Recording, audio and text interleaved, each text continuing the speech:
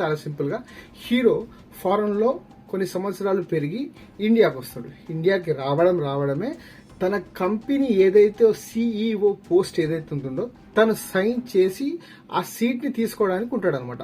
దానికి ఆపోజిట్ లో రమ్యకృష్ణ గారి కొడుకు కూడా ఉంటాడు.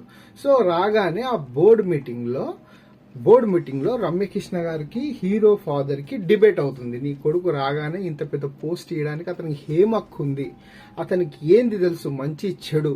సో అని బోర్డు మీటింగ్ లో అందరు గొడవ పడిన తర్వాత దాంట్లోకి ఒక్కడు బయటకు వచ్చి మీ కొడుకు నేను 100 days ఛాలెంజ్ ఇస్తాను, అదేంటంటే మీ వాడు ఎన్ని కోట్ల ఆస్తి ఉన్నా ఈ రోజు అట్ ద టైం ఇప్పుడు ప్రెసెంట్ ఇప్పటి నుంచి ఒక నార్మల్ పర్సన్ లా బతకాలి అని చెప్తే అప్పుడు రాజ్ తరుణ్ ఏం చేస్తాడంటే అక్కడిదక్కడనే తన సూటు, రేడియో, వాచ్, వ్యాలెట్, అది తెలుసు కదా పెద్ద పెద్దలు ఎలా ఉంటారు, అవన్నీ అక్కడ